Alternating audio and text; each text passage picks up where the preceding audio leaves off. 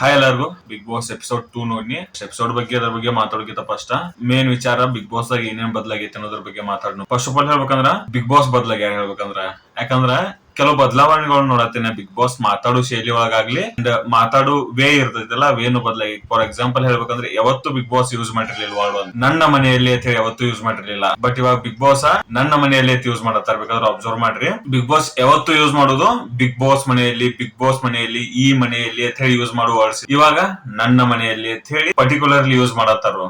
So ಇದು 11 season ಈ season ಇವರು ಮೇನ್ ಬದಲಾವಣೆ. ಬಿಗ್ ಬಾಸ್ ಮಾತಾಡೋ ದಾಟಿ ಬದಲಾಗತ್ತೆ. ಮೊದ್ಲಿನಂಗಿಲ್ಲ, ಫಸ್ಟ್ ಒಂದು ಪ್ರೊಫೆಷನಲ್ ವೇ ಇರ್ತಿತ್ತು ಮಾತಾಡಕ. ಈಗ ಹಂಗಿಲ್ಲ. ಬಿಗ್ ಬಾಸ್ ಟ್ರೋಲ್ ಮಾಡಂಗಾಗ್ಲಿ, ಟೀಸ್ ಮಾಡೋ ತರ ಮಾತಾಡತ್ತಾರ. ಈಗ ಬಿಗ್ ಬಾಸ್ ಮಾತಾಡೋ ವೇನ ಬದಲಾಗೈತಿ. ಸೆಕೆಂಡ್ ಪಾಯಿಂಟ್ ಏನ್ ಬದಲಾಗೈತಿ ಅಂದ್ರ ಮೇಜರ್ ಡಿಸಿಷನ್ಸ್ ಇರ್ತಾವಲ್ಲ, ಎಲಿಮಿನೇಟ್ ಅಂದ್ರೆ ಒಂದು ನಾಮಿನೇಷನ್ ಆಗ್ಲಿ, ಒಂದು ಕಳಪೆ ಆಗ್ಲಿ ಅಂದ್ರೆ ಫಸ್ಟ್ ಒಂದು ಸೆಲೆಕ್ಷನ್ ತಕ ಒಂದು ಆಪ್ಷನ್ ಕೊಡ್ತಿದ್ರು, ಒಪಿನಿಯನ್ ತಕ ಒಂದು ಆಪ್ಷನ್ ಕೊಡ್ತಿದ್ರು. ಈಗ ಹಂಗಿಲ್ಲ.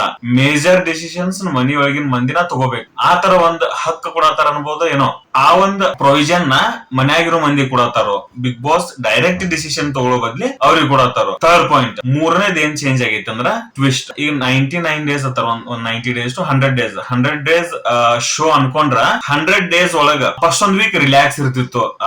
ಫಸ್ಟ್ ವೀಕ್ ನನಗ ಅನಿಸ್ತಂಗ ಫುಲ್ ಹೀಟ್ ಮೂವ್ಮೆಂಟ್ ಬರೋದಂದ್ರ ಬರೀ ನಾಮಿನೇಷನ್ ಒಂದು ಬರ್ತಿತ್ತು. ಅದು ಫಸ್ಟ್ ಡೇ ಬರ್ತಿತ್ತು, ಆಮೇಲೆ ಅದ್ರ ಬಗ್ಗೆ ಡಿಸ್ಕಷನ್ ಹಾಕೋತ್ ಹೋಗಿದ್ದು, ಹಂಗಿಂಗ್ ಹೋಗ್ತಿತ್ತು. ಅದ ಅಂದ್ರೆ at heat movement first week ದಾಗ ಬರ್ತಿರ್ಲಿಲ್ಲ.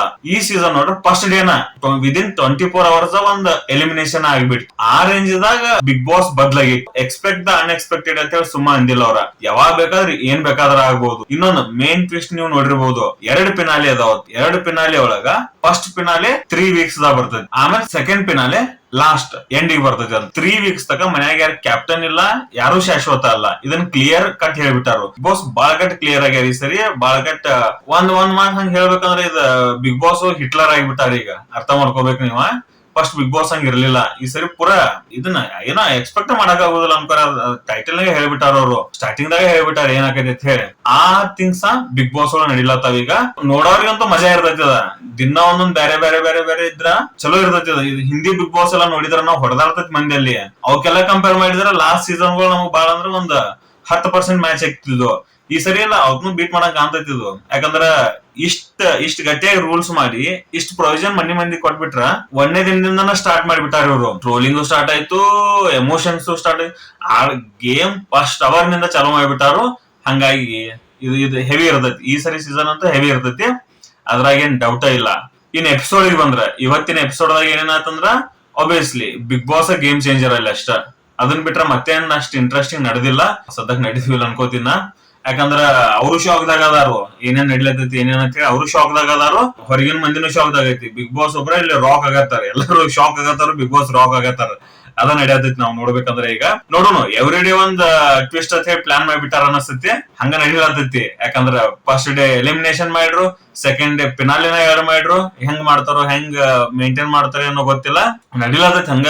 ಬಿಗ್ ಬಾಸ್ ಅಂತೂ ಚಲೋ ಇರ್ತೈತಿ ಸರಿ ಅನ್ಸಾತೈತಿ. ಅಂಡ್ ಇವತ್ತಿನ ಎಪಿಸೋಡ್ ಅಂದ್ರೂ ನಮ್ಗೆ ಮಾತಾಡಕ್ ಯಾವ ಪಾಯಿಂಟು ಇಲ್ಲ, ಏನು ಇಲ್ಲ. ಎವರೇಜ್ ನಡೀತು.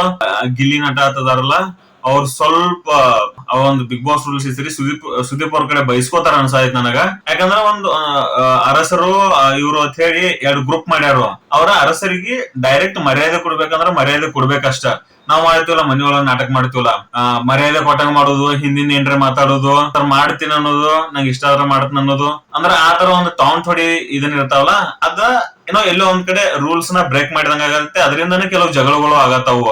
ಅದನ್ನ ನಾವು ನೋಡಬಹುದು. ಸ್ವಲ್ಪ ಆರ್ಗ್ಯುಮೆಂಟ್ ಆತವ್ರಿಗೆ. ಈ ತರ ಘಟನೆಗಳು ನಡೀಲತ್ತಾವ. ಅದ್ ಸರಿಯಲ್ಲ ಆಕ್ಚುಲಿ. ಬಿಗ್ ಬಾಸ್ ರೂಲ್ಸ್ ಪ್ರಕಾರ ಮಾಡ್ಬೋದು, ಕಾಮಿಡಿ ಆಗ್ಬೋದು, ಒಂದ್ ಕಂಟೆಂಟ್ ಕ್ರಿಯೇಟ್ ಆಗ್ಬೋದು, ಏನಾಗ್ಬೋದು. ಬಟ್ ರೂಲ್ಸ್ ಒಂದು ಕೋರ್ ರೂಲ್ಸ್ ಪ್ರಕಾರ ನೋಡ್ರಂತೂ ಅದು ಸರಿಯಲ್ಲ. ಅದ್ರ ಬಗ್ಗೆ ಟಾಪಿಕ್ ಬರ್ತೈತೆ ಅನಸ್ತೈತಿ ಈ ವೀಕೆಂಡ್ ಒಳಗ. ನಾಮಿನೇಟ್ ಅರ್ಹರು ಅನರ್ಹರು ಅಂತ ಹೇಳಿ ಮಾಡಿದ್ರು. ಅದ ಹೇಳ್ತೀನಿ, ಅದ ಪಾಯಿಂಟ್ ತಗೊಂಡ್ ಹೇಳಿನ. ಯಾಕಂದ್ರೆ ಬಿಗ್ ಬಾಸ್ ಒಂದು ಪ್ರೊವಿಷನ್ ನ ಮಂದಿಗೆ ಕೊಡತಾರೋ, ಯಾವ ತರ ಕೊಡತಾರೋ ಏನೋ ಗೊತ್ತಾಗೋದು. ನೆಕ್ಸ್ಟ್ ಪ್ಲಾನ್ ಅಂತೂ ಏನ್ ಮಾಡ್ಯಾರ ಗೊತ್ತಿಲ್ಲ. ಮತ್ತೇನ್ ಟ್ವಿಸ್ಟ್ ಬರ್ತಾವ ಗೊತ್ತಿಲ್ಲ. ನೋಡ್ಕೋತ ಹೋಗೋನು ಅಷ್ಟ. ಅದನ್ನ ಬಿಟ್ಟು ಏನೂ ಇಲ್ಲ ನಮ್ ಕೈಯಾಗ. ಚಲೋ ಐತಿ, ನಡೀಲೈತಿ. ಏನೋ ಒಂದ್ ಹೊಸ ತರ ಐತಿ, ಮಾತಾಡ್ಕೊಳ್ಳೋ ತರ ಐತಿ. ಕಂಟೆಸ್ಟೆಂಟ್ ವಿಷಯಕ್ಕೆ ಬಂದ್ರ ಎಲ್ಲಾರು ಹಂಗದಾರ, ನಾರ್ಮಲ್ ಹೆಂಗ್ ಬಂದಾರ ಹಂಗದಾರು. ಏನ್ ಅಷ್ಟ ಹೈಲೈಟ್ ಆದವರು ಇಲ್ಲ, ಲೋ ಆದವರು ಇಲ್ಲ. ಒಬ್ರು ಯಾರು ಕ್ಯಾಮ್ರಾದ ಬರ್ತಾರೋ, ಒಬ್ರು ಹೋಗ್ತಾರೋ, ಅಷ್ಟ್ ನಡ್ದೈತಿ ಅದು. ಯಾಕಂದ್ರೆ ಬಿಗ್ ಬಾಸ್ ಅಲ್ಲಿ ಮೇನ್ ಟ್ವಿಸ್ಟ್ ಕೊಡತಾರೋ, ಮೇನ್ ಫೋಕಸ್ ಅವ್ರ ಕಡೆ ಹೊಂಟೈತೆ ಅಂದ್ರೆ ಬೇರೆದವ್ರ ಕಡೆ ಏನ್ ಅಷ್ಟ ಫೋಕಸ್ ಇಲ್ಲ, ಏನೂ ಇಲ್ಲ. ಇದಿಷ್ಟ ಬಿಗ್ ಬಾಸ್ ಬಗ್ಗೆ ನಾನ್ ನೋಡಿದ್ದು. ಲಾಸ್ಟ್ ಲಾಸ್ಟ್ ಎಲ್ಲಾ ಸೀಸನ್ಗಳನ್ನ ಕಂಪೇರ್ ಮಾಡಿ ಈ ಸೀಸನ್ ಜೊತೆ ನೋಡ್ರ ಬಾಳ ಬದಲಾವಣೆ ಆಗತ್ತಾವು, ಬಾಳ ಟ್ವಿಸ್ಟ್ ಗಳು ಹಾಕತ್ತಾರು. ಒಂದ್ ಹೊಸ ತರ ಅನುಭವ ಐತಿ, ನೋಡ್ಕೋತ ಹೋಗೋನು ಇದನ್ನ.